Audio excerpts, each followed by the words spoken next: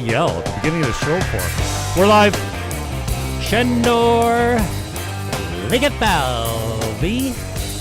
We'll get better at it. Media critic. We're going to talk some Niagara region stuff. Hang on.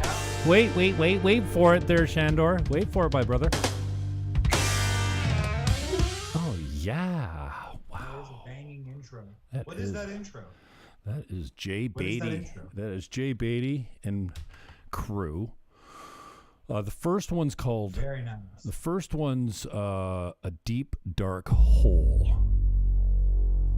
And he did that one. Live from St. Catharines. Live. It's A Deep Dark Hole with Jim Fannon. On the premier radio networks. And then the band came in and did this one for me. This is an original. Yeah, it's all me. It's all for me. Ah, Yeah, I can't get there you tripped. go. I can't get tripped. The first one was made on a pad right here in the studio while we got strangely hypnotized, three of us. And as the song was being constructed or built or created or invented, whatever word you want to put to it, I was right here going, like, I told him what I wanted. I said, I want something kind of like spooky, like building, like the gargantuan, the gargantua that comes out of the water. Is that the monster movies? There was red and green gargantuans. Is that what they were? The monster movies. And he comes out of the ocean. It's just rising, like monstrous and rising. And Okay. as he was building it, I going, that's it. There we go. That's Jim it. Fannon in a nutshell. Then he'd add another track and some, like, absolutely genius. I need one of those pads. Thank you, Jay Beatty.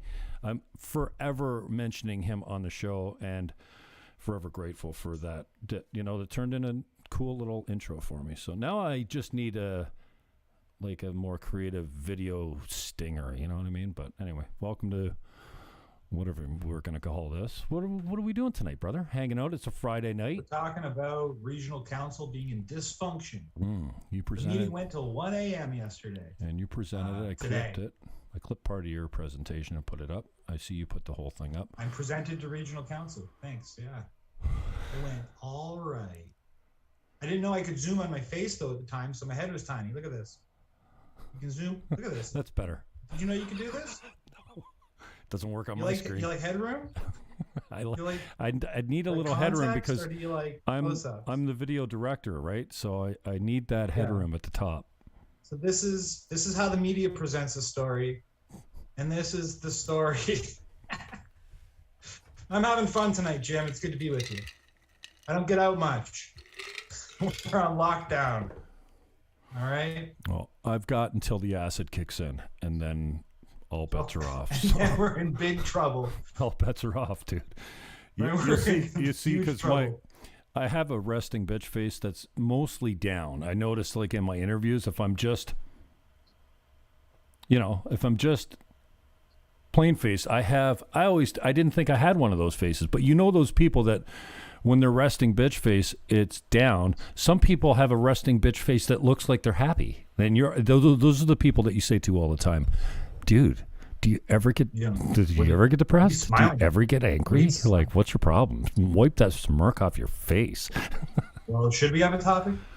Do we care? What's the topic? What's been on your mind? You've been watching the madness, I think. Well, thanks to you. Should I be corresponding? I haven't. I've only been recently brought back to the municipal and regional levels of government. I just don't care what they do anymore, right? I know it's the closest to me and probably the most important. I just could really give a rat's ass because to me, so many of the positions are ceremonial. You look at Walter Sendzik in St. Catharines, and he's got a left-wing council that does whatever they want. If he had an agenda, he wouldn't be able to push it anyway.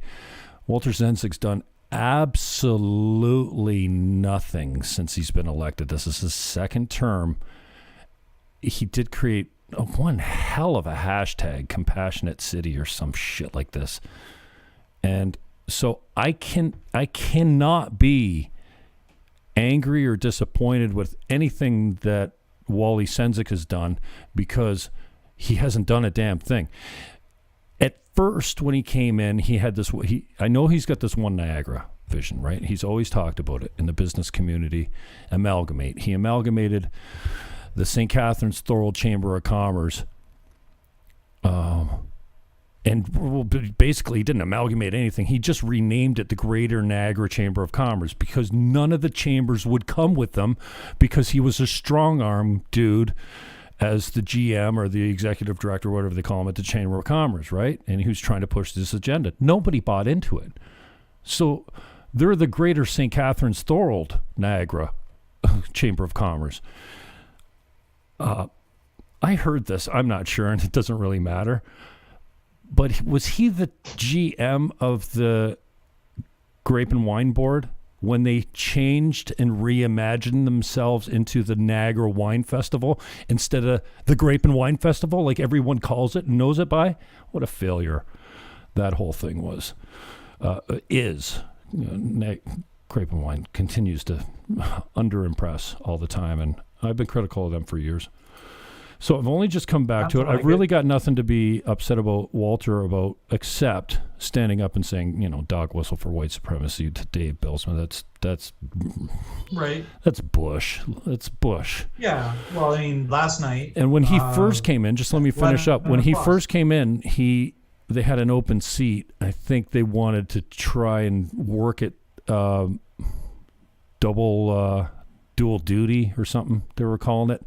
So that their seat would go, it would be a regional and city seat. And I saw that as the wedge to one Niagara. And I was on the agenda for 12 communities. I was on the agenda at 12 city halls to present against that idea of having a dual direct elected, representatives. They were represented the region and the city. It's just... Can we just abort the region? All right. This is what I've always said. And if anyone knows Jim Diodati, I'm sure he's not listening, but I'm gonna ask him to steelman for me the argument that we should disband the region as a governance body.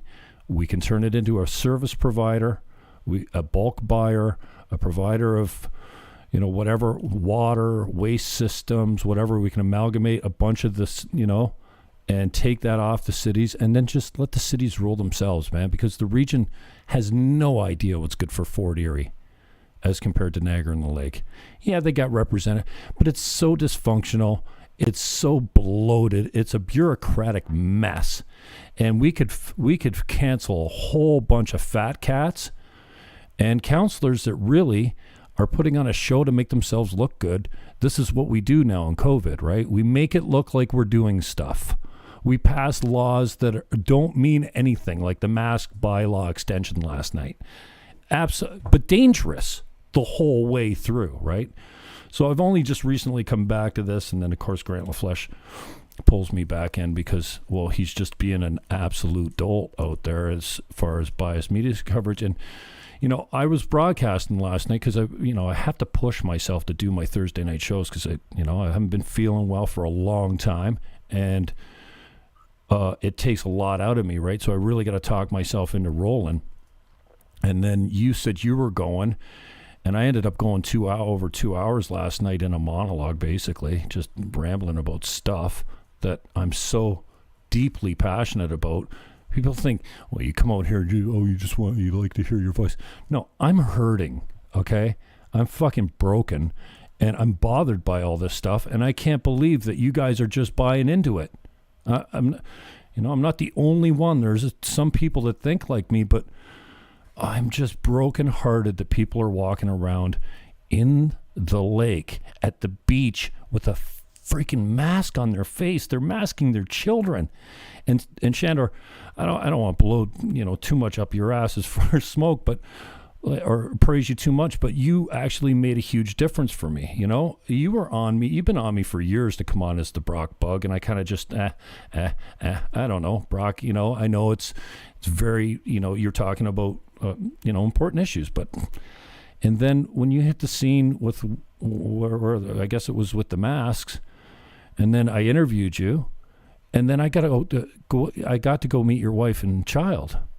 And dude, I don't know if you know this, but I'm telling you now, in case you don't, how much that meant to me. First of all, I am like obsessed with children. I don't have them, like to the point of some, people going, "Hey, you shouldn't talk like that." I'm like, "Oh, I don't care. I love them, in a good, innocent way. I'm fascinated by them, their innocence and everything." So we do our little interview. I don't really know who the hell you are. You do a nice interview. We go out, I meet your lady and your young son. He's gorgeous, and kids love me. They all love me, okay? I haven't met one kid. Their face changes, and I talk to them like they're an adult mostly. And anyway, so you said to me there, as I'm cooing and cawing, he's coughing and spitting and laughing all over me. You go, they're going to pass this bylaw. We knew it was going to go together. They had the votes. And, then my son there, he's 8 months old. And when this bylaw is over, he'll be over a year old, and he will have not seen a human's expression except me and my parents and my wife's parents. Yeah. I say your wife, you know what I mean. Yeah. And it broke me. Right then and there, I was like, I've been saying, this is causing mental health. I equate it to putting what we've done. We've laid a blanket of pain on everyone in the world, but North America, I'm talking about the States and Canada at least, that I know well, and I study and I watch. We put this heavy, wet blanket of pain on people. Some are feeling it more than others. I'll give you that. What do people do when they're in pain? I see it in myself. I struggle with it because I know I can see my mental pain. I can see my hate, my anger building, and I can see the narratives programming people. And then you take my living from me, and then you take my family from me, and then you take my hobbies and everything I loved from me. You take it all. What am I now? I'm fucking genocidal, like a murderess. That's not a good way to live, man. It's not a good way to live. What do you mean by that? You're saying that's the depth of your anger, but don't get yourself in more trouble. I'm being what are you talking about? Figurative, obviously. I'm not, planning, but you want to go to war to defend. Defend I'm one life. of the lucky ones. Like, really, I agree. Like, I don't like. Yeah, I've had some. Oh my God, don't talk to me about my businesses, but I'm one of the very fortunate ones, as far as I can tell. I got people jumping out windows and killing themselves. Right. Getting their heart exploded by Chinese fentanyl. Under 25 years old, a couple. I got, a buddy of mine. Well, he was sick, but he scheduled his death, and I didn't fucking know about it. Like, he had some issues, and he scheduled an assisted suicide, and like, fuck, we were supposed to do shit next week. Holy fuck. What do you mean he's gone?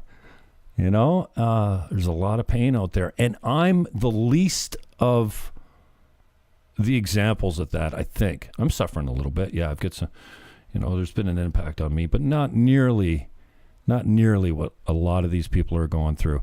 And you know what? Just let me wrap up by saying this is that the people that know nothing about suffering are the ones that are making all the rules right now. All these politicians, they haven't suffered a thing. They're not worried about their mortgage payments, their business. They're not worried about, for the most part, their mental health as a result of having those two things in place. And we're living in an absolute fascist state where, and my heart again breaks for this, in such a way that so many people will just do what the state tells them. No questions, no research. Like, the research is coming in now. on masks. They don't do shit. Like, I've been saying that since the beginning. I'm not the brightest guy. Like, I try to stay up on my stuff. I'm not stupid either.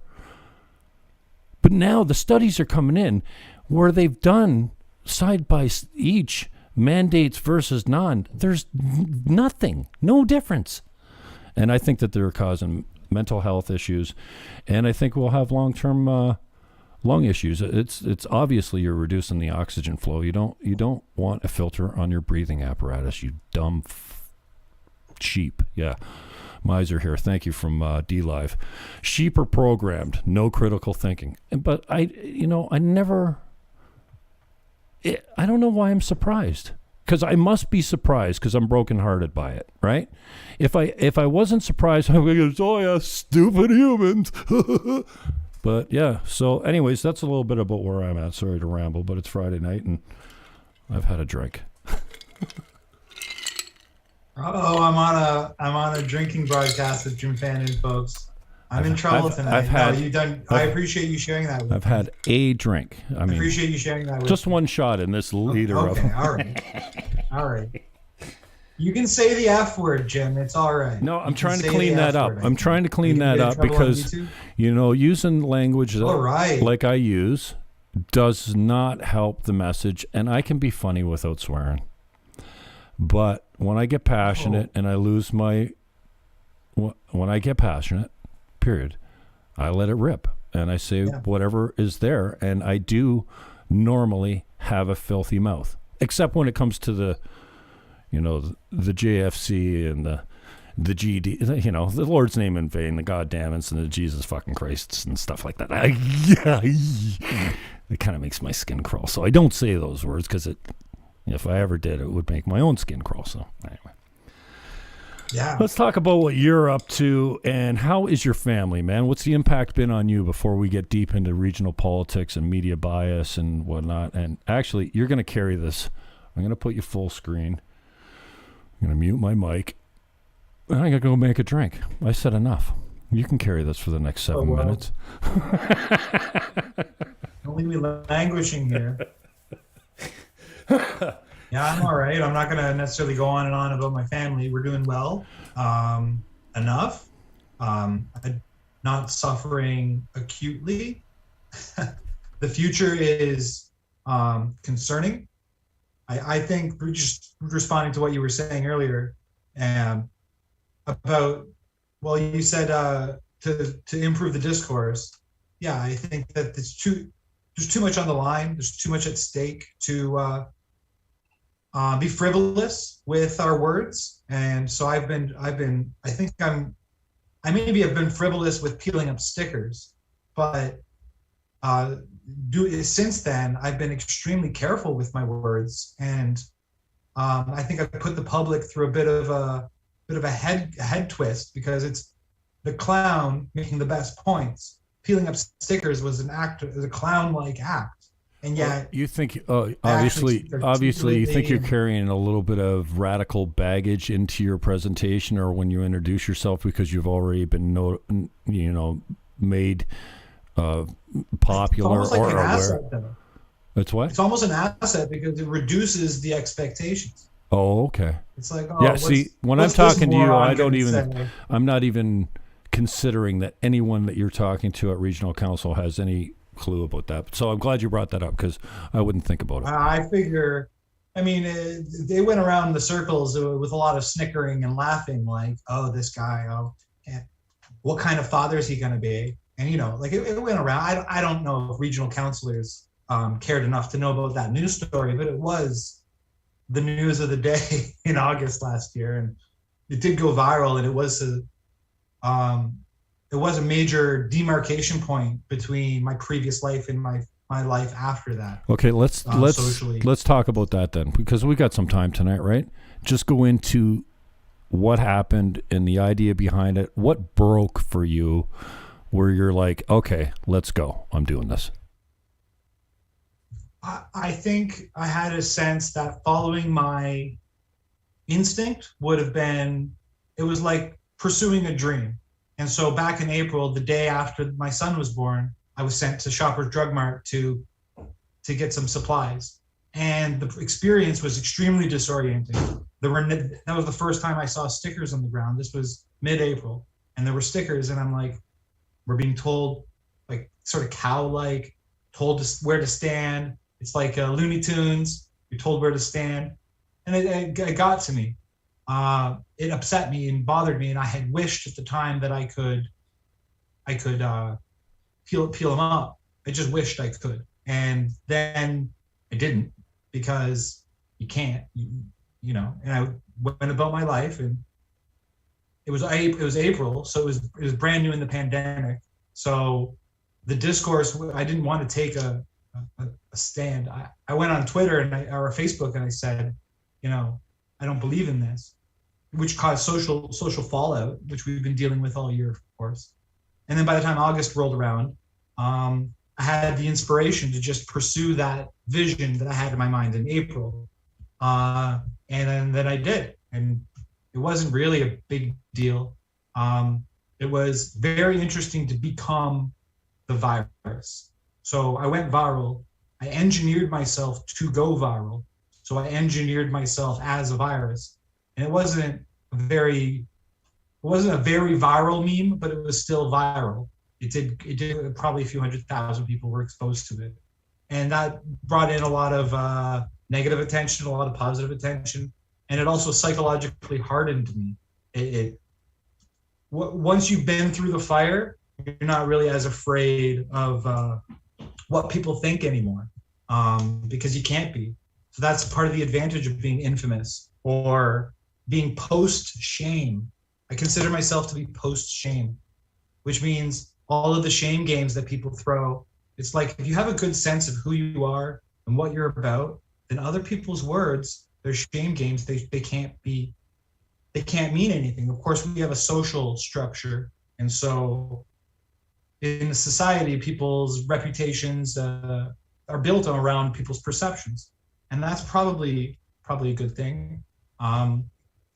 However, well, the point is, once you break through and you're post-shame, then you don't have that much left to lose.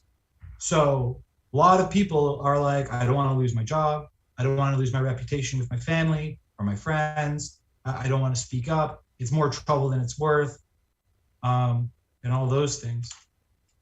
But eventually, well, once you've already gone through the process, you've got nothing left to lose. And I think that's kind of where the outcasts are. You know, I consider myself ideologically, I'm politically homeless. I consider ideology itself to be problematic. Not just which ideology, but ideology in general. You know, well, you're back. Sorry, it's hard to talk to myself. That's why I never do it. That's why I need you, Jim.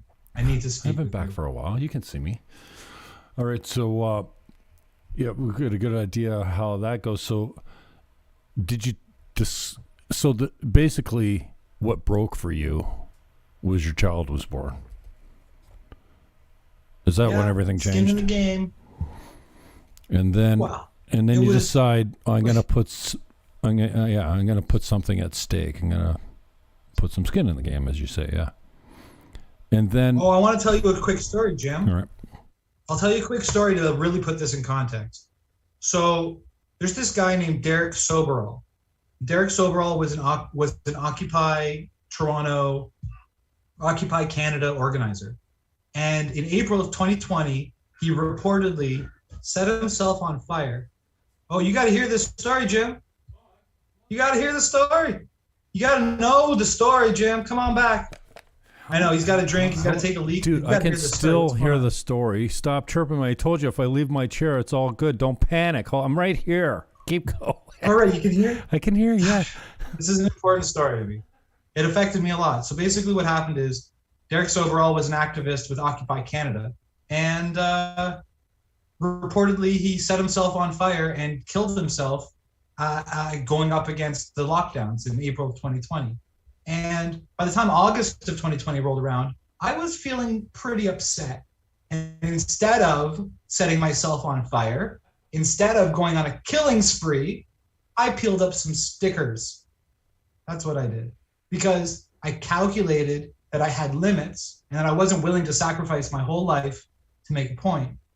And Derek Soberall reportedly, I say reportedly because he reportedly doused himself in flames and stabbed himself to death, and he has 2 kids. On the day he said he wouldn't kill himself, as he went on a rant on Facebook. It affected me. It kind of sounds like if Chris Sky was reported to have done that, I wouldn't be surprised. Like, is that his name? Chris Sky? No, Chris Sky is a contemporary, just say no, great. Yeah, I know, but that's the kind of guy that goes missing and they go, oh, suicide, he lit himself on fire. That's right, how that is essentially the communication I'm drawing, yeah, regarding this. And I met Derek. I gave him one of my CDs back in 2015. I gave him one of my rap CDs. And dude, you because rap? We had been, you don't know that I am a terrible rapper?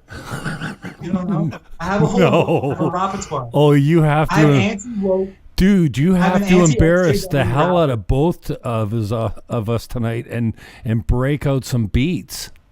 Oh, you're gonna love it. Well, this is why I'm post cringe. This is why I'm post shame. I literally go on stage and make bad poems. The acid is definitely kicking in, because I think you just told me you were going to rap on my show tonight, and this is awesome. Max Axiom. No, I'm not going to rap on your show. All right. I hung up the microphone, but it's good. Cool. Yeah, I got some good stuff. You check it out. Sorry to interrupt, but I'm glad I did, because that's important. You'll love my music video with Sheldon. You'll love it. You'll lose your mind about that. Really? Yeah. It's I'm a pretty big Shelby fan. I will give you that. Yeah, she's a great singer, and she's a producer. We got together because we both produce music and videos and so forth. All I know is when you look at a child like yours, like if the mother's not immediately present, I'm like, where is she? You don't make beautiful children like that by being ugly. I don't know. They must have skipped your gene. Go on, Sandor. Ben, must have been. What are we talking about? Are you looking at music? No, anyway, so I gave him my CD. He meant something to me, although he was just a guy. But he meant something to me, and what he went through, reportedly, was very troubling to me. And I'm just trying to draw a distinction between myself and how extreme one could be. Because truly, this is fascist. Truly, they have locked down the life cycle. They're affecting the first 5 years last the rest of your life. That's what they say. And my son is now 1 year old, and this lockdown is promising to be forever? I don't know.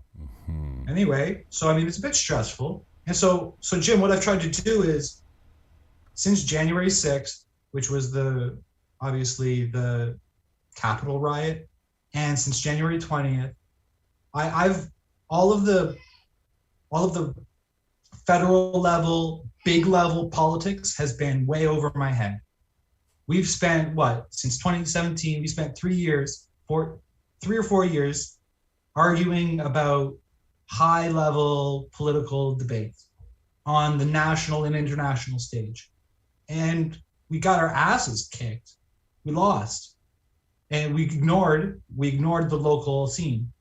We just know it's so boring.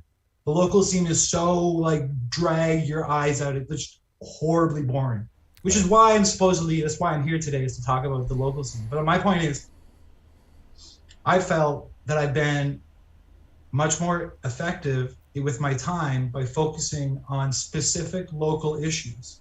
I'm a journalism graduate. I'm not an epidemiologist. So me complaining about masks, not too persuasive. Me complaining about viruses, not too persuasive. But me talking about media, which is literally what I went to college for, and literally what I do all the time. It's what I do. So I don't do it professionally. I'm not a professional media person, but I do have the point is to stick to your wheelhouse for myself and that's why I went much more local. And so I started WTF Niagara after the February 13th story, when Alicia Herder and others were smeared by Grant LaFleche And I talked about it at the Region yesterday. At the Region, there was a motion put forward to support local journalism. And the way the motion was written, I didn't understand what that meant. And so I went and I spoke. And I was pretty happy with the results of it, because I didn't have to, talk too much. It's sometimes the worst thing to do is to talk too much. I've learned that. Give me some more headroom. You're killing me as a video director. I need some more headroom. You're cutting your forehead in half. Okay, so just a little above your headroom means an inch at the top between your head and the top. I can't. My tripod here is like, you get the full experience. That's headroom. It's Gosh, a little too much, but that's okay. That's good. All right. Hi, Jim. I'm trying not to take things too seriously tonight, Jim. Just be personable and real, and heck, we take a lot of things seriously in this world, don't we? I'm okay with that. I appreciated your work yesterday. Oh, now I'm sharing this screen. Hang on. I am like a bad producer, but if I don't do this, let's see how long I can play this. Like this, so let's get down to business. Love it. That is you gotta have that on a soundboard. I love it. A soundboard with that one, just crunk beats. God bless my little brother. Once in a while, he gives me some great tunes. So part of the issue was, you're an alternative media platform looking to monetize, I was actually interested in your reference to me last night at the presentation, which I appreciated and didn't expect. Again, as I was broadcasting, if we had had our stuff together, I could have very easily picked it up. I broadcast for over 2 hours last night, and I could just kind of logged into the You lost your mind waiting for the turn. No, you could have said, I'm going now. I would have cut over to the video and watched it, or I could watch it in delay. But anyway, I clipped the part where you mentioned I'm like, well, you described yourself as a concerned citizen and media critic. I thought that, sometimes, like, I know you're a media critic, but I don't think to refer to you as one until you say it. Like, sometimes I just need to, like, you are a media critic, but I would never describe you that way until you did yourself the other night and last night. And then also, I'm like, alternative media. Okay. All right. Yeah. I mean, like, it is a bit of a I trust you to get it right because you most often do get it right. So I do trust you to get it right. So I hear alternative media. Oh, yeah. What's wrong with that? No, he's probably right. It implies that the original is. All right. Miser. My Miser. Hang on one second. Miser on D Live. I don't know, dude, ma'am. This is 2 days in a row we've met like this, so you might want to be careful. Jennifer Marco. The stickers still drive me loony. Moon Goddess. What up? Paul Layton's in the house. Something about Fannon's hole. Oh, Robert George. Dual duty. Matt Harris would take it. Yeah, they put Matt Harris actually was the guy that they suggested take the dual duty. He would take the dual duty. That I like Matt Harris. Matt Harris is not taking my calls lately or returning my messages. Just saying. He always would. Sheep are programmed, no critical thinking. We went over that. Moon Goddess, 100% she agrees. Miser, you were surprised by their extended programming. I think we hit that. And then Miser hits me with a Peppy the Frog. I love Peppy. Yes, we all need to focus, this Moon Goddess. Yes, we all need to focus on the local community, businesses, politicians, media, etc. Yeah, I mean, you made a good point there. I have never been interested in American politics until Trump. Not because of Trump, but because, like, I wasn't a guy that watched him come down the elevator.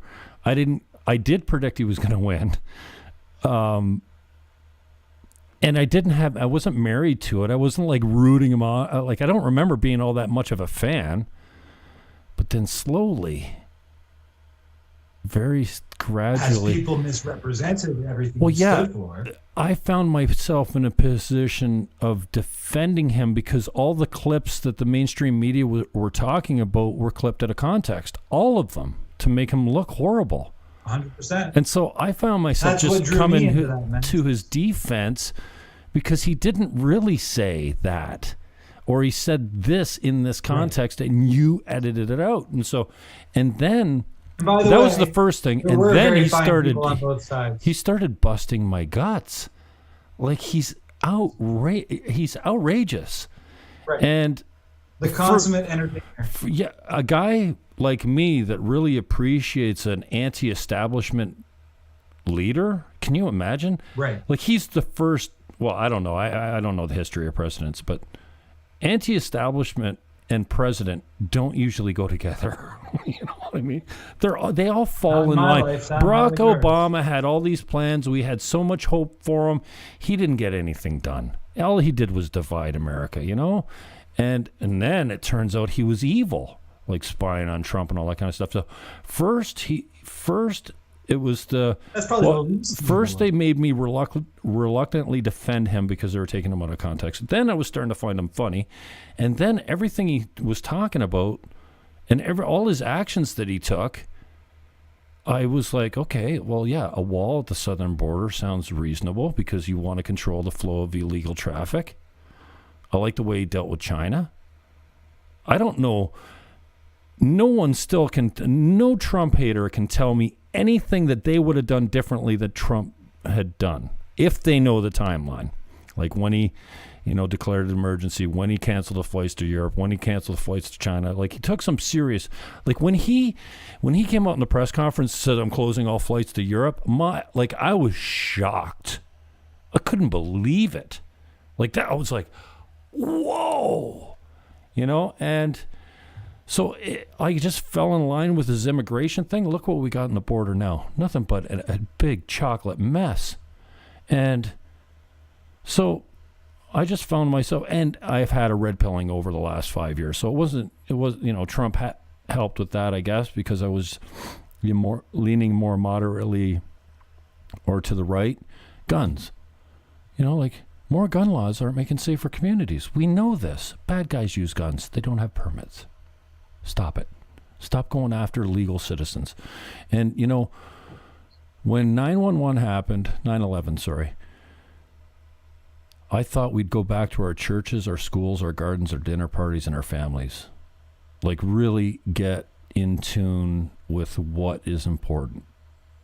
And we did kind of, but then we didn't. And then they took all the liberties in the states. You got the Homeland Security thing was brought in. What a waste of money that's become probably. Just a bloated bureaucracy. They have all these liberties gone everywhere. Freedom, spying. They can come. Unbelievable. And people just were like, oh, well, we're doing it in the name of terrorism to keep us safe or whatever. Most of the sheep went along with it. And then bit by bit by bit by bit, they just keep taking it. And now look at us. Now they're preventing us from crossing the provincial borders. Was built for us.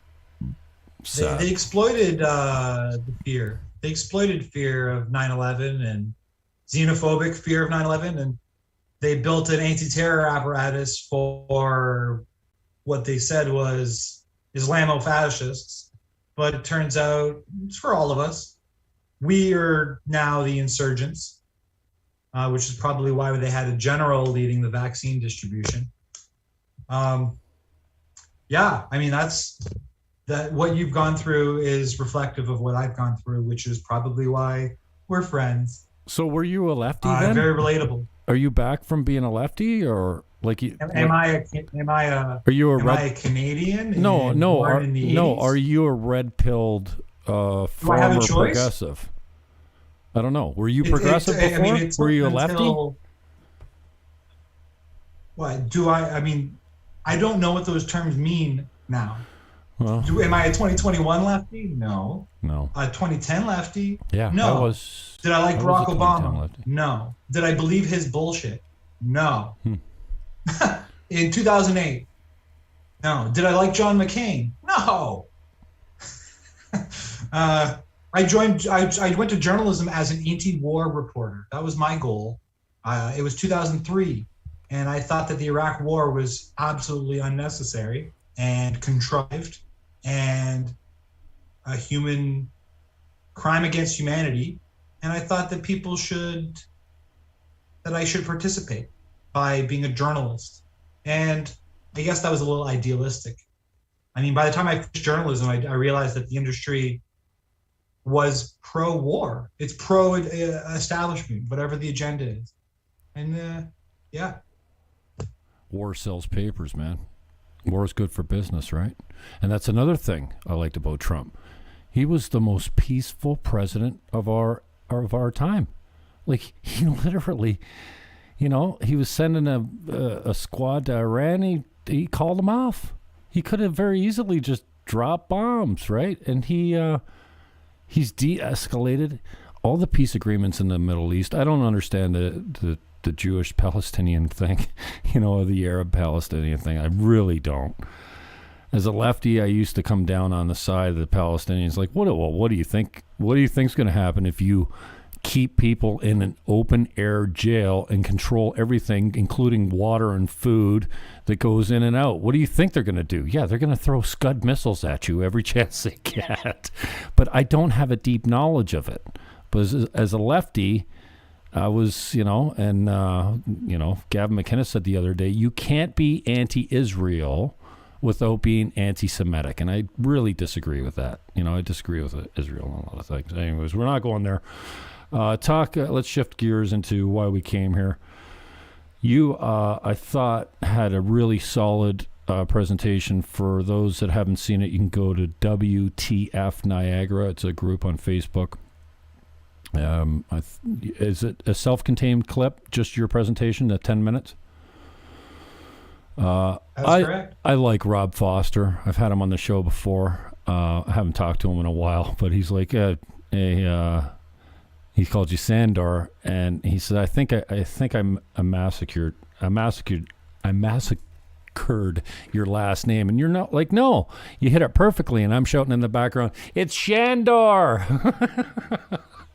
Anyways, he stepped into the chair when Chair Bradley excused himself because it was his motion you were speaking to, I think, or something like that. I don't know. That's correct. Right. I really wrote it, why it was written. I really do like Jim Bradley, but I feel like Jim Bradley knows procedure and Robert's rules and everything that we use inside of council. He should know it inside and out. I mean, Jim Bradley is a seasoned veteran.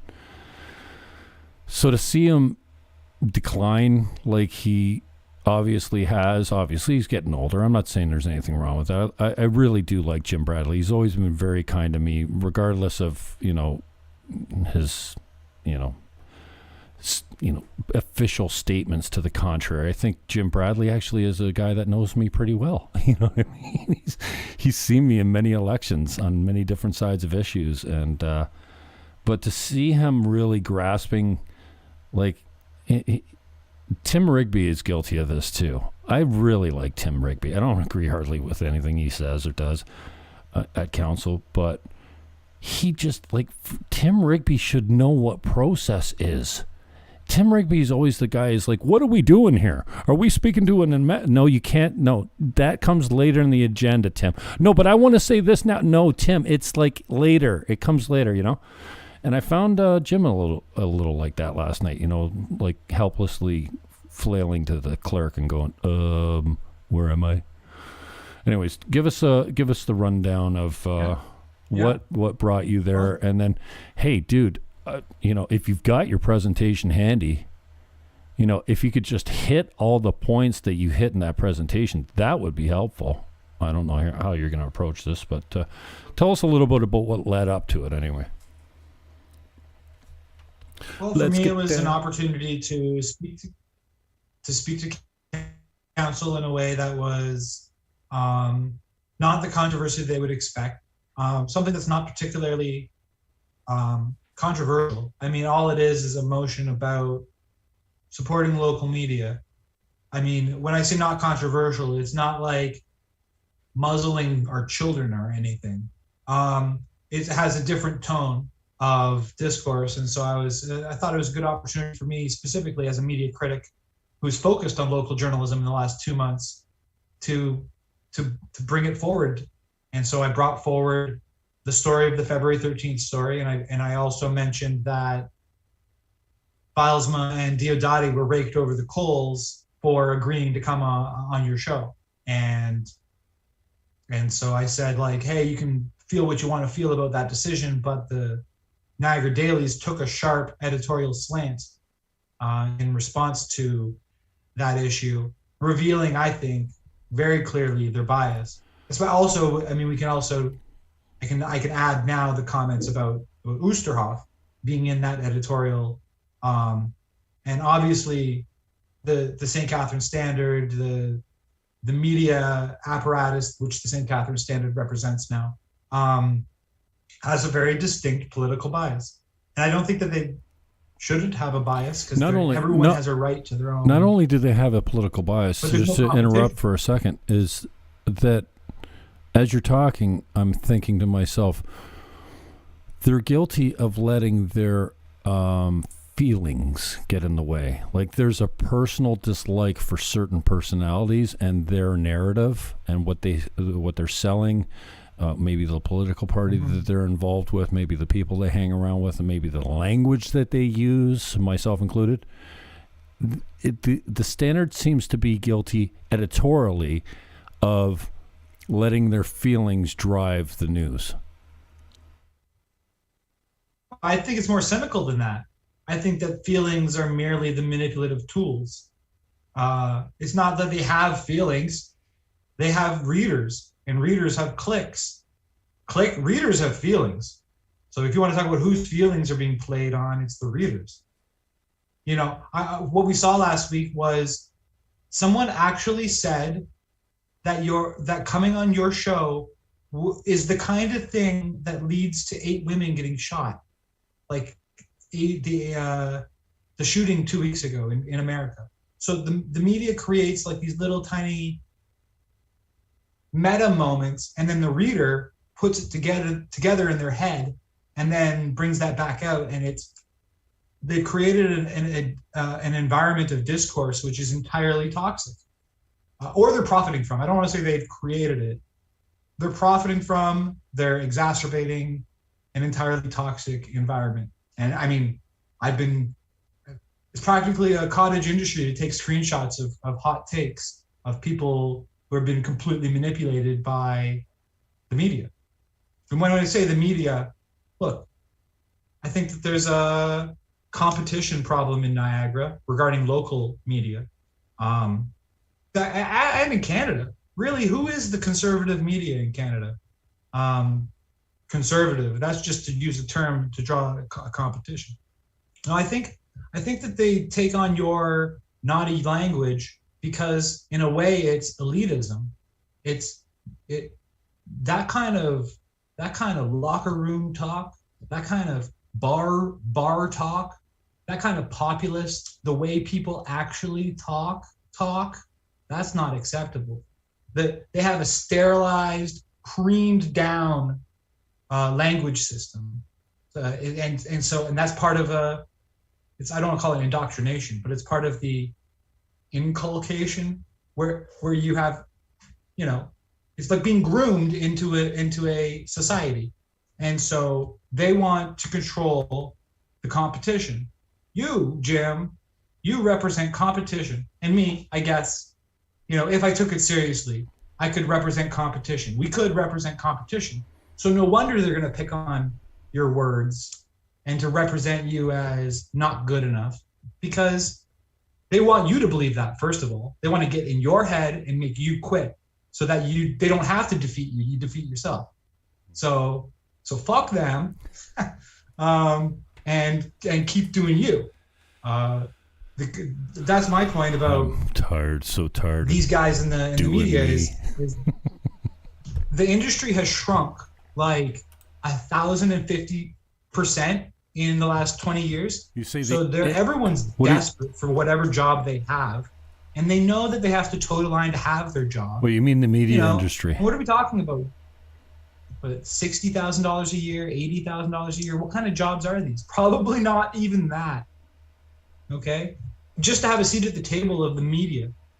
You know, I am. When I was 15 years old, I was in a program called Cyber Arts because I was very gifted in media.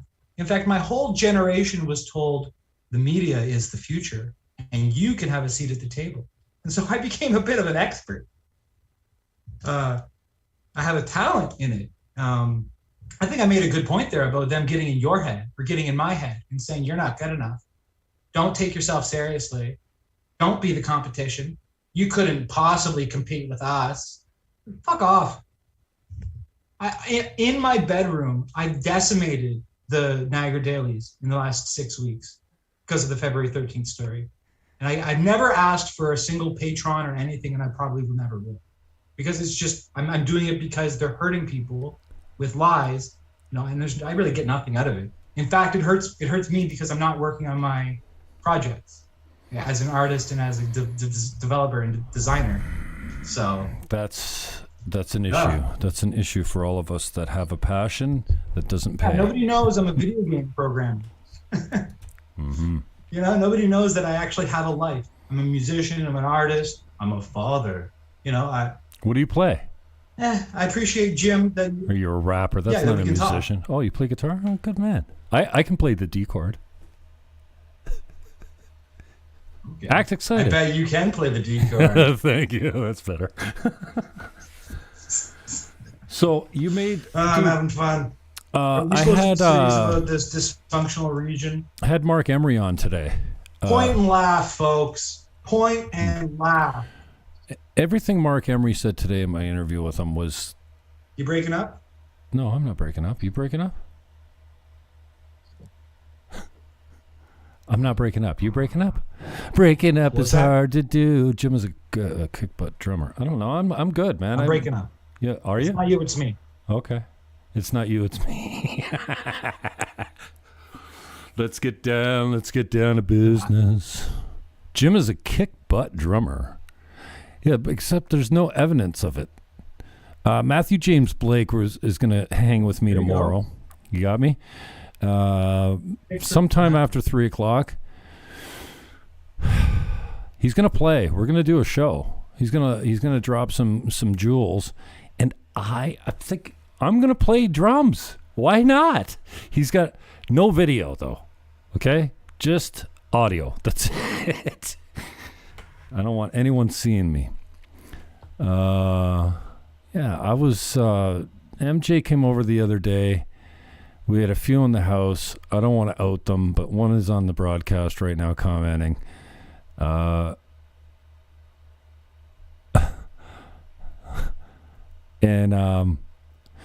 MJ broke out Wrong Damn Girl.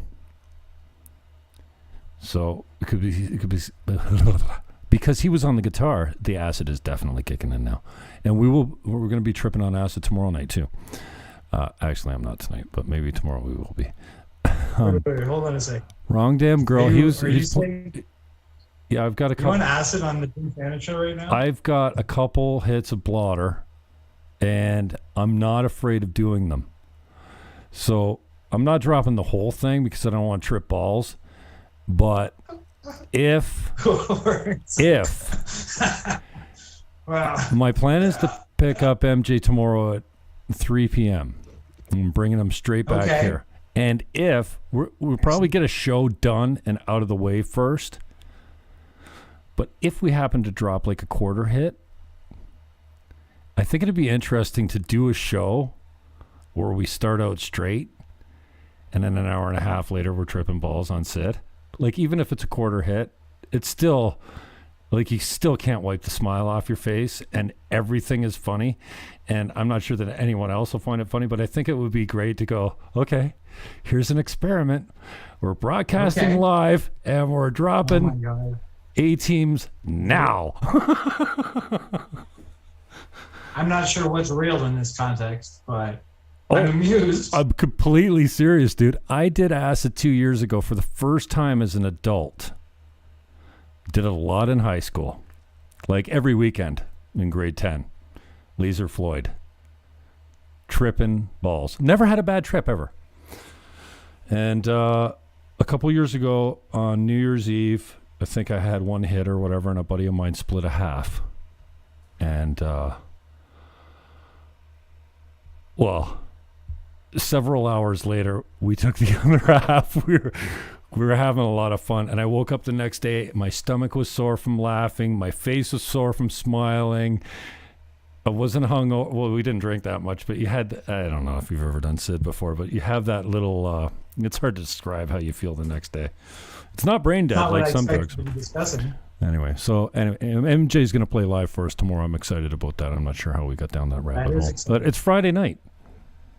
It's Friday night, which is why I did not take this interview seriously in the way that, like, hey, let's watch some clips. Don't say that. I got some clips for you, folks. I got screenshots. I'm taking this. Clips. I'm taking this. Google it, folks. I'm taking this very seriously. And WTF Niagara. Oh, shit. Get 10 viewers total across all all platforms. Oh no, we got 10 up here on Facebook. Anyways, thanks for checking us out. Maybe I just don't know how to make serious points. I don't know how to make any serious points at this point. So we'll just ride it out. Here. Try doing it now. Making serious points? Yeah. Sandor Ligetfalvy, and I'm here to make some serious points. Let's get down to business. Yeah, I mean, well, we're in a bit of a loosey-goosey interview right now, so I'm not sure what the most productive thing to focus on is. Look, yesterday, regional council meeting went 7 hours. Their meeting, for some reason, starts at 6:30 and went until 1 a.m. For 2.5 hours, they talked about Ramsar designation, which is some sort of ceremonial designation for the Niagara River. It seems like a substantive discussion that you would expect a municipality to have to engage in. But considering the other material in the agenda, the timing was mismanaged. The 2.5 hours was devoted to a topic which they deferred, and then there was no time. So there was 2 delegates. There was actually a couple of anti-masker delegates who spoke, I think, quite well and effectively. And I think that I should draw a clip on it. We should look at what they have to say at some point. You should also. You were the first guy to say I'm not anti-mask. I don't. I will amend my statements now to say fuck masks. And fuck you for wearing them. I thought you. Okay. Because a couple months ago you said, I'm not anti-mask. I'm just not wearing one. You want to wear one, then that's fine. I'm not going to tell you what to do. That's Hugs Over Masks position, which I think is a reasonable discourse position to have. And when you're trying to have a debate with people, like, hey, you have your right, I have my rights. Yeah.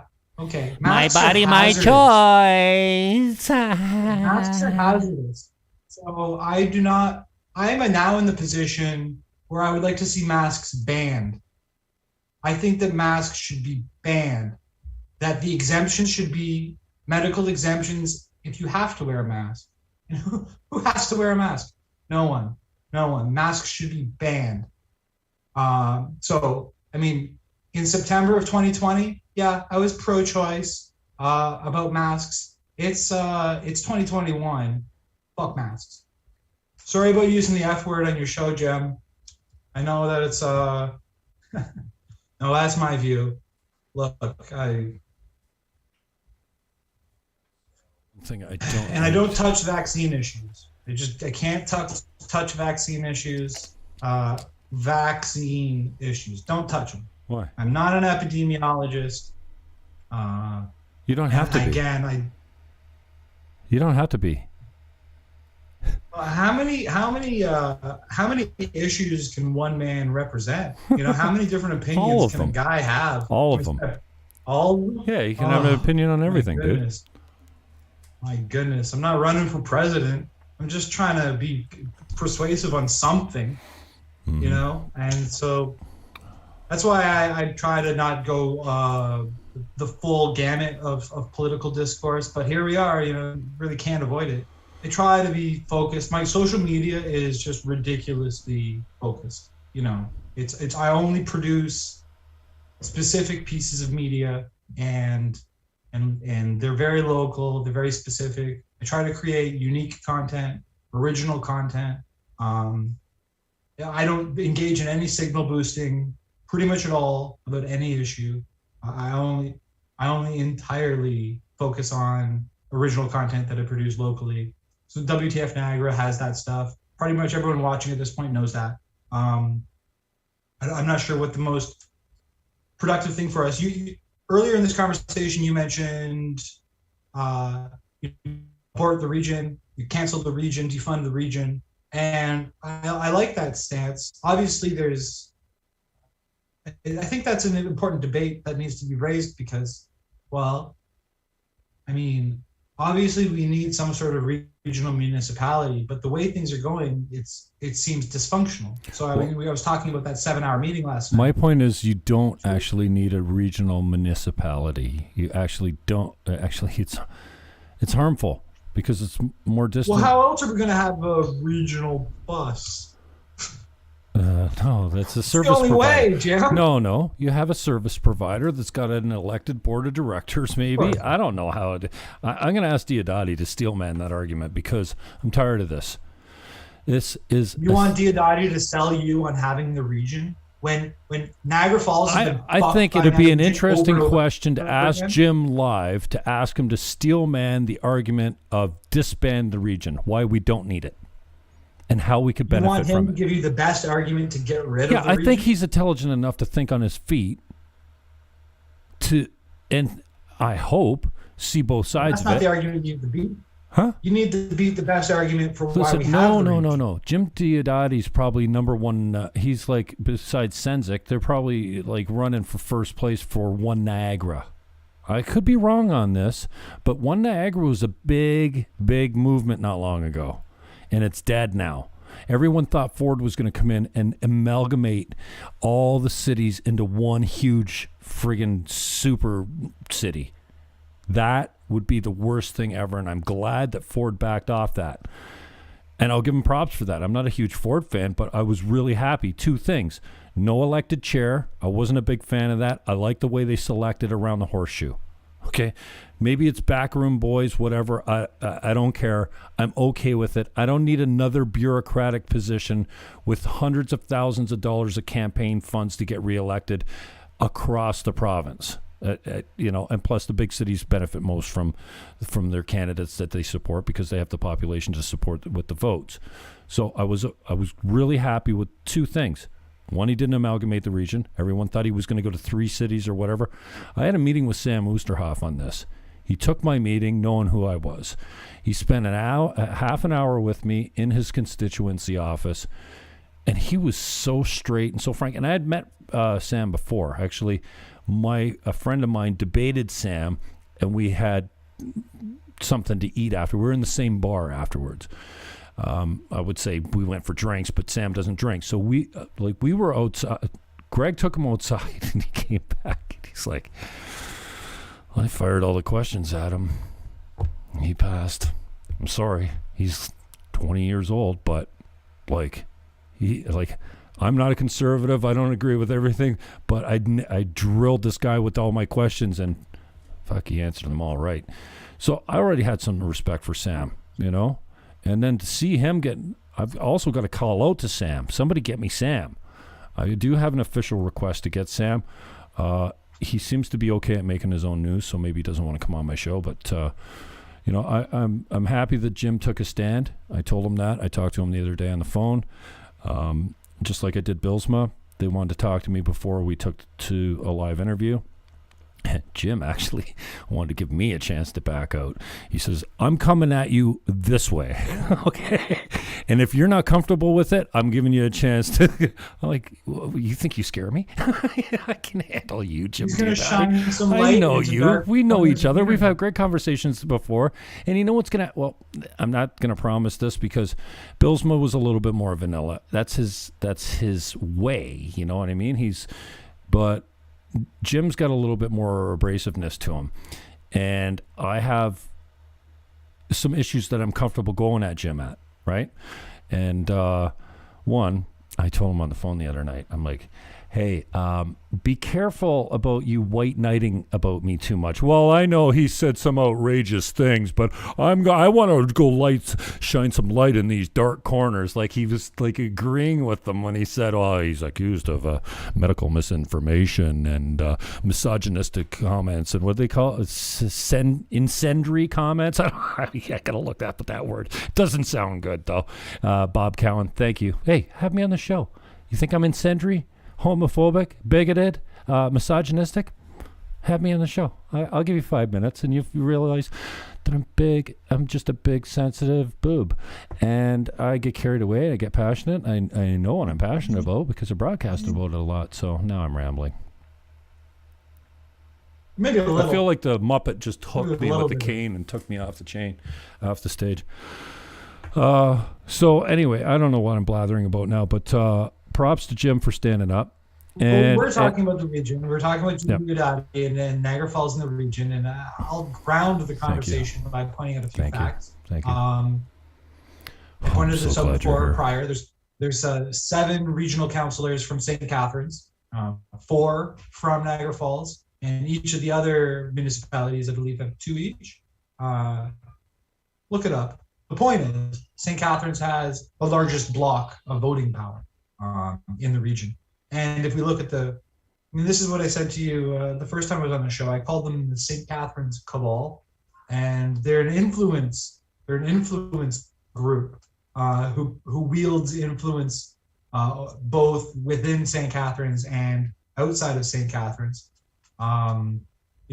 Twisting Niagara Falls' arms or whatever else. It's both political, economic, ideological. Actually, it's really hard to tell what the incentives are for the St. Catharines cabal. Maybe it's just heady power. I don't really know. I don't have all the answers. But what I've observed is that St. Catharines is calling the shots for Niagara region, and Niagara Falls is, I think Jim Diodati makes pragmatic decisions, and I've learned to respect that. A lot of us anti-maskers want strident, energized leadership. And we respect Dave Bilesmouth for his clear positions. But, there's a lot of considerations when you're the mayor of Niagara Falls. There's a lot of considerations. So all I'm saying is I'm trying to be understanding. I'm a lot less understanding of Walter Senzik at this point, although maybe they all have just simply taken the knee to something more powerful than them. And they're all pragmatic, picking their battles, choosing, I can't really. They'll all be crucified in the media. And there is no alternative media. There's us. But there is no other, St. Catharines Standard and the right-wing version of it. No, doesn't exist. So there's only the agenda. They have to go with the agenda, which is why, I've been so when I was at Brock, I was critical of student media having harmed student government. And now that I'm focused on the region, it's the same. I'm focused on the media and how it influences government. Yeah.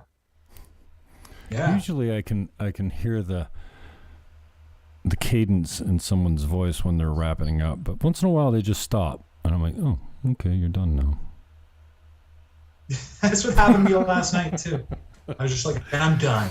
Did you go? I'm done talking. Did you pop at the end when you just stopped? I heard a pop. Maybe it was Rob Foster turning his. Huh?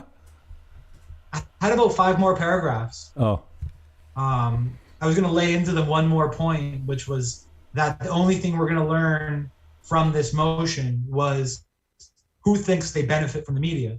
So anyone who votes in favor of that motion are saying, well, the media is good. And anyone who votes against it says the media is bad for them. So Diodati and Bilsma, they would vote against it. So just to be clear,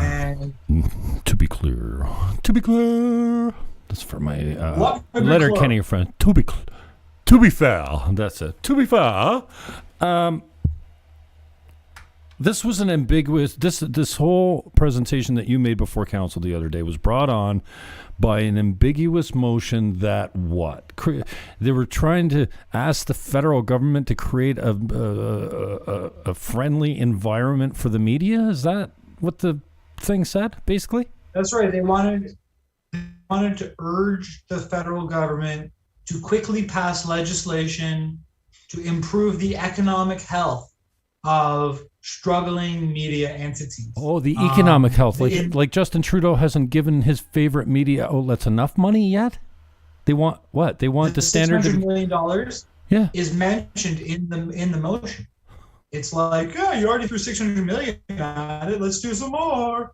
And look, Jim Bradley is a liberal. Is that correct? Yes. A Liberal Party. Yes.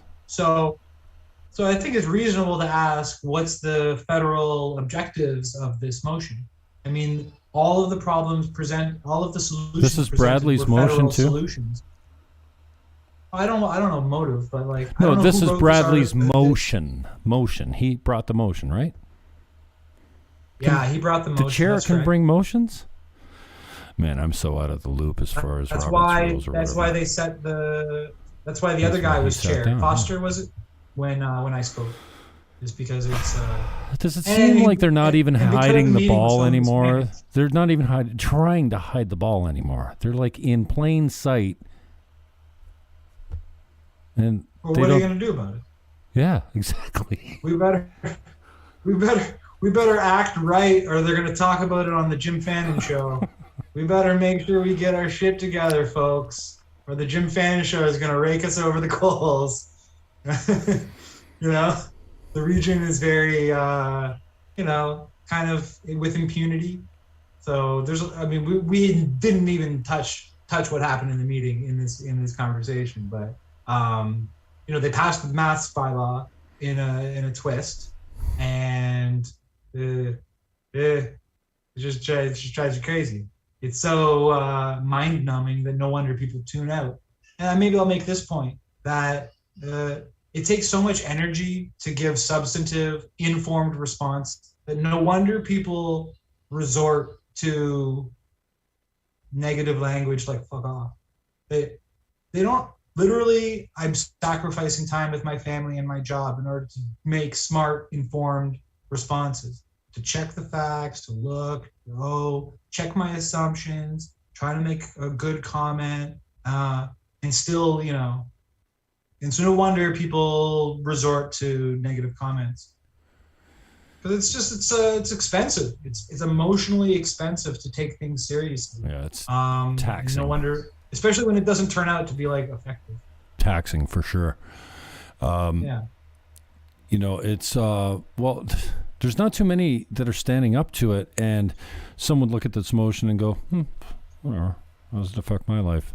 My mother had a pretty good point when she repeatedly beat me over the head in a manager's role, probably at my real estate office, because she was the manager at Remax Garden City for years, and we worked for her brokerage, basically, that she managed. It wasn't her brokerage, but she was the manager, and she'd come into my office, and I'd be on the phone, and I'd be sitting there with the phone, like not talking. She'd go, "What are you doing?" I go, "I'm on hold with Tom McConnell. I'm going on the air." And she'd say, "Well, that's not going to sell any houses. Get off the phone, hang up, and start making some cold calls and make some money." And her basic message was this: who cares who's the mayor? Who cares who is the federal government? Who cares about these laws that you think you're all passionate about? Who cares about anything? Go to work, make money, take care of yourself. Don't worry about it. It doesn't concern you. You can't control it. So just go be selfish and take care of yourself. Man, those words kind of haunt me, because my passions are drawing me to things that I'm not getting rich by doing podcasts. I'm not becoming popular. I'm not, I don't listen to my podcast over and over and over because I like the sound of my voice. I never listen to my shows. I don't even know what I say on my shows afterwards. I'm not a big fan of my stuff, but I keep coming back to this as like, well, this is This is my calling. This is what I'm passionate about. This is what I'm called to do. And whether it's making fun of politicians or having trashy language or, crying on the, making myself vulnerable and going like, I'm all fucked up over here, dude. I'm just like you guys, I got this men's group on Thursday mornings, and they constantly remind me I'm not special. It's really grounding. Like, you think what you're going through, and it's in a loving way, right? And it's helpful because I'm really not. I'm not. Everyone's feeling pain now. I'm not special. I'm not the only one, But I also am pretty good at least recognizing what I love to do and what I seem to be good at. And whatever, here I am. So I feel this pull, this corporate and communal responsibility to call out these turkeys. And sometimes, it gets messy with the language, and sometimes I'm not proud of that. But anyway, I'm blathering now. I was just giving you a break. That's the maybe second or third time I've heard that story about what your mom thinks about politics, and I think she has a reasonable point to make. We need to take care of our home base before even as Jordan Peterson says, clean your room, and then take on the outside world. So I mean that's all true, but I basically tuned out of politics. I think the masking is something that really tuned me in because it literally affects society in a way that this isn't your typical what's your tax rate, or these are very intimate and influential regulations. I guess the struggle is, did you stop it from happening? And I guess we didn't. We didn't stop the mask mandates. One could say that we wasted our time. I don't necessarily think so. I think that we're representing ourselves, and that reflects in representing others, our supporters. Right. So there's value to that.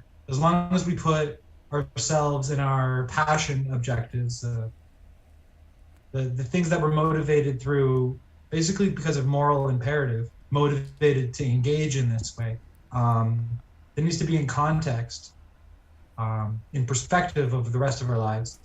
For me personally, I need to be focusing on work more than I have been.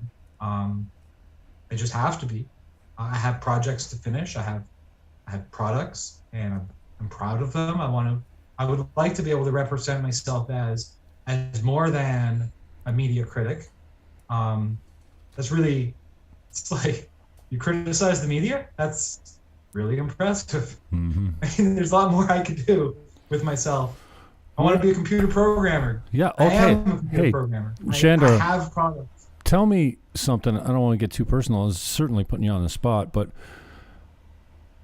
10 years from now, Shelby's still standing beside you strongly. Your son's turning 11. Who are you and what are you about? What do you see yourself a decade from now? I know it's tough, but I'm not talking about the fairy tale story. I'm talking about, like, you have a trajectory, you have a talent, and where do you think you are 10 years from now? What do you think you're doing? Do you think you're paying attention to this stuff? I don't know. I mean, other than being Prime Minister of Canada, I have no idea. It's hard to say, Jim. I mean, obviously, the next year of our life is already in flux. The very definition of our society is in flux. When you ask me about 10 years from now, I'm flooded with anxiety about all of the challenges that we face. It's a great question because it asks me to envision what no matter what it'll look like for me. And it's kind of like a default answer, isn't it?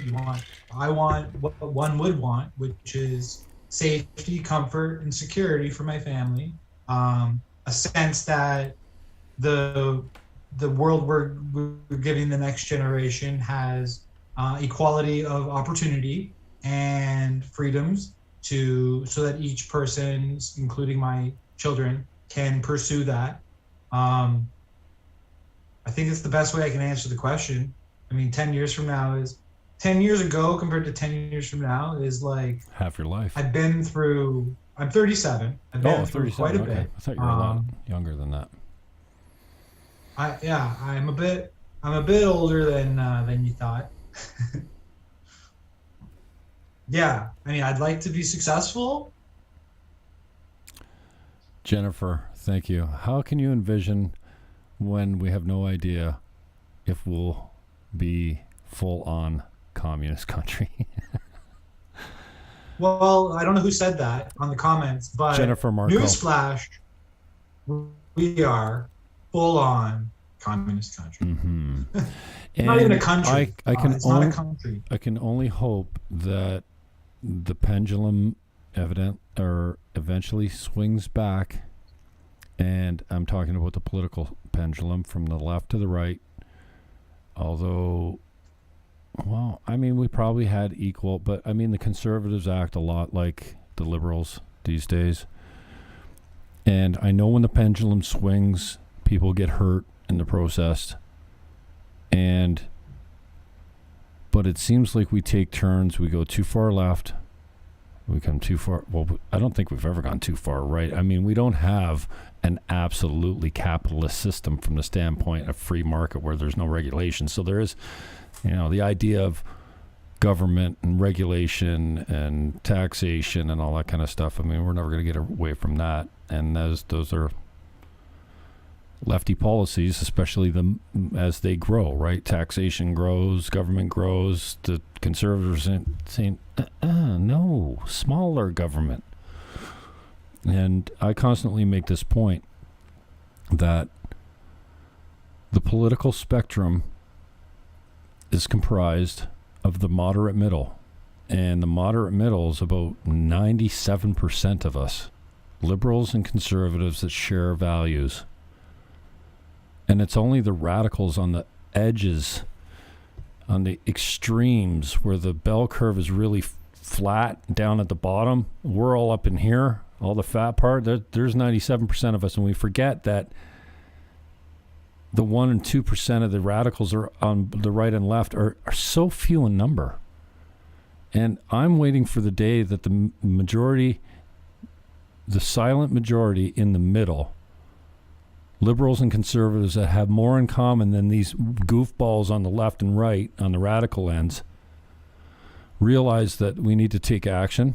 I don't know if that's voting for one government or what it looks like, but I guess I have some sort of faith left that the system will take care of itself. Like, we're going to shift ideologically. I think where we're going now with big tech controlling the narrative, I think there was serious issues with interference in the U.S. elections on a number of levels. The media is corrupt and biased. There's so much left-wing of it out there. I didn't really see it before. But in 1993, when I ran my first Green Party election, the left wasn't cuckoo. They stood for free speech. They stood for a lot of socialist things, but they weren't radical socialists. They weren't radical lefties. Now, the Green Party of Ontario, as recently as, a few years ago, just before I had Mike Schreiner on the show, I was communicating with Amy at the head office, and her signature said, "We need to help women in politics. We need to remove the barriers for women in politics." And I said, point to one.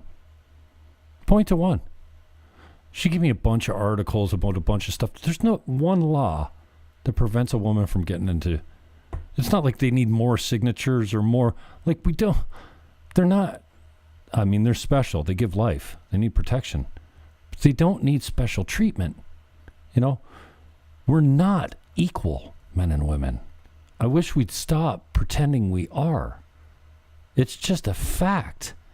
Women are so much better at things that I would never attempt. And I'm way better than hold on a women at second. some things. Like, we're designed differently. Are you I'm just not saying we that- shouldn't be treated equally under the law and there shouldn't be discrimination, but we're not equal. Can we stop trying to make us equal? I like what you said. Misogynist Jim Fannon says that women are better. Oh, absolutely. Dude, they You're get a like, misandrist. who? Turns out you're a It doesn't misandrist take after a all. rocket surgeon to go, oh, they give life? That's worth protecting, man. That is worth enshrining in like a holy Right. place. Like, I make my contribution, but women have a special place in the upbringing of our children. Who wouldn't have mad respect for that? Like, and that's the thing. That's saying I'm misogynistic. It's outrageous. It makes me laugh. But, once in a while, somebody close to you lays a bomb on you, like, well, don't you think you're kind of racist? I'm like, you want to say that again in my house? I mean, there's no conversation after that for me, for the people that are closest to me. If you don't know me, you say whatever, it rolls off my back. But when you're close to me, you got a chance to hurt me. And if you use that chance to go, and I go, what? Like, who do you go to then when your partner or somebody, I don't have a partner, but I mean, when somebody close in your life goes, yeah, well, you are all that they're saying. I'm like, oh, fuck, you gotta go. Bye. I'm done with this. Not done with this, but that's the throwback to Sandor. Is there anything else you want to cover about the meeting last night? I think that there should be some questions, about Chair Bradley and how he organized the meeting. I mean, looking at the meeting, I'm just didn't look. They passed 4 bylaws after midnight, and while saying, "Oh, there's no time, rush it through," and they're all tired. What are the masks? What's for breakfast? Why does this meeting need to go 7 hours? Like, it didn't need to go that long. That is an indication to me that there's an issue there. Whether a couple of guys like me and you can clean up their act, I don't know. But, we're entitled to our point of view about it. And that's what we do. And I'm not sure if there's solutions. Abolishing the region sounds like a 10-year mission. So that's my answer. It's 2031, and you and I have just planted our flag over the charred ruins of Niagara region. That's where we'll be.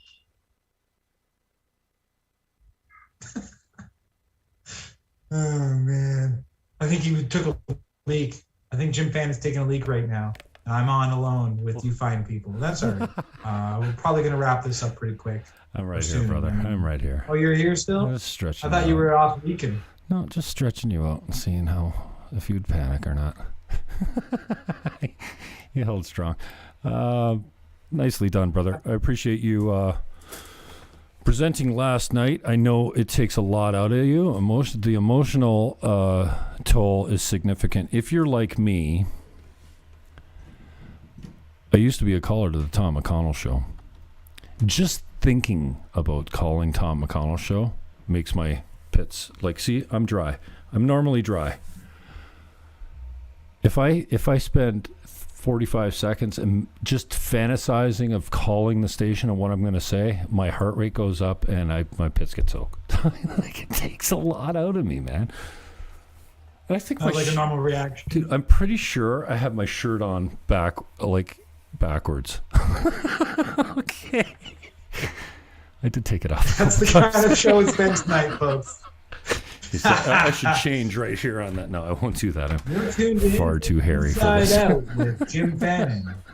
I'm just looking. I'm like, yeah, dude. What? That really looks like a seam. You're mentally deficient, dude. Anyways, I appreciate your time. I appreciate you doing what you did yesterday. I had no idea that I would have. I didn't get stressed. That you would have. I was stressed going in, but afterwards, it was one of the few times I had a feeling of that I had done a good job. I didn't feel like I had missed any points or misrepresented myself. I'm more stressed out talking to you, Jim.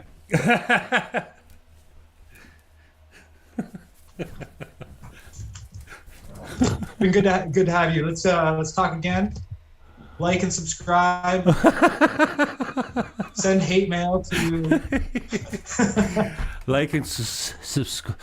What do you say? See, okay, look at that. See how quickly I did that? How's that? Oh, wow. What a jackass! I shouldn't have even drawn any attention to it. I'm gonna if you didn't draw any attention to it, we never would have known. No, somebody would have realized it. Yeah, I'm glad I caught it. I did my interview with Bill Smith the other day. Strangely, it did not make the news. The cancel culture, the attempt at cancel culture was front page above the fold. This guy. Like, I've been front page above the fold a few times, mainly for political coverage, I think. I used to get pretty good coverage from the Standard, and Grant LaFleche used to cover me favorably. Matthew Van Dodgen, Calvin Reed. I go back, many reporters, always had good relations with them. I like it a lot because it gives me an opportunity to point out the hypocrisy, the failures, and that there's a different way of doing things. And back in the day, it was the Green Party that was talking about proportional representation. You know, we shouldn't have 37% minority support of the electorate form a majority government with no opposition. That was Harper. I wasn't conservative at the time. I hated Harper. Now we've got Justin Trudeau in a minority situation in bed with the NDP, and it might as well be majority because he's pushing through everything. Even Jack Layton held a figurative gun, to Paul Martin's head to get what he wanted, and then ultimately pulled the plug and forced the election that brought us Stephen Harper. I'm pretty sure that's how it went down. I was a big Paul Martin fan. He was monetarily one of our best finance ministers, I think. Anyway, I never thought I'd say this, but I'm feeling the pull to the feds, the federal election. I'm not sure in what capacity yet, but I don't know how I can stand down again now that I've grown up a little. I'm red-pilled in a way that I think is healthy for me. I'm pretty happy with my positions on most things. I'm still pretty fluid on capital punishment. I still kind of think no man has the right to take another man's life. But then I have the, there are certain segments of society that are irredeemable. But I still don't think you should be able to kill them. I've shifted on that, and I'm still fluid on that. But I want more women born. And I'm talking to Matea Murta on the 31st at noon. That's next Wednesday, the day after Jim Diodati, who's here at 4 p.m. on the 30th. And she's working with the UN, and she's doing a live event discussing selective sex abortion. You would never think that babies are aborted in Canada only because they're female, but it happens. And I'm not suffering from a fantasy that I'm going to end abortion, but I'd like to end the late-term stuff. We don't have a law in Canada. And with all the censorship, with all the virtue signaling with gun laws and vaccines and masks and lockdowns, I don't see how I can stay out of this and point to the absolute failure that the liberal government has been. And I fully believe that the way the Conservatives are acting right now, the Liberals stand to win a majority in the next election, no matter when it is. Because Justin appears to be Teflon so far. Nothing sticks to him. So that's all I got to say about that. Is that all you have to say? Well, I feel like you're exhausted. Or do I have to end the show now? Or are you going to say something? No, I I was just like, that was a lot of material you just covered there. I covered a whole waterfront of issues. Yeah. Well, I mean, again, it's good to talk to you. We don't really have much direction on what we're going to speak to for the rest of the evening. I think we covered it. So might as well wrap it up. Right. I hope that this has been useful to people, at least entertaining. Get to know us a little bit. Obviously, people have their own views about these issues. And, well, thank God it's Friday. Mama, please don't worry about me. Let's get down to business. Here's how you find him on Facebook.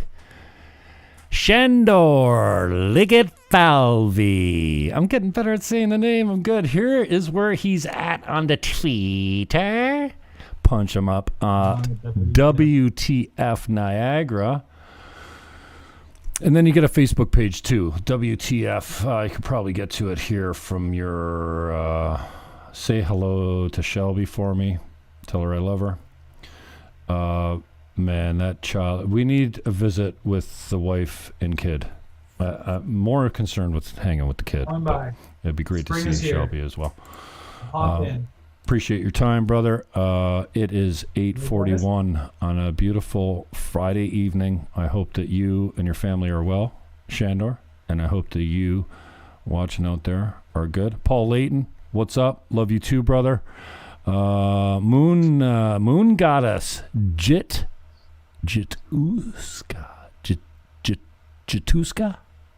Yatushka. Okay, all right. Settle. I think. Actually, I don't know. But I think Settle it's the Yatushka. hell down. Moon Goddess, that's all I'll say. I hope you're a woman. Because, Good night, folks. Jennifer Marco, thank you for coming out and for the comments. These are all Facebook comments here. We did have some D-Live. No Twitch tonight. Francis Patricia Fawcett, what up? Thank you for coming out, for commenting. Leighton's always a huge supporter. You can find me right where you're watching me now. But here's the rundown.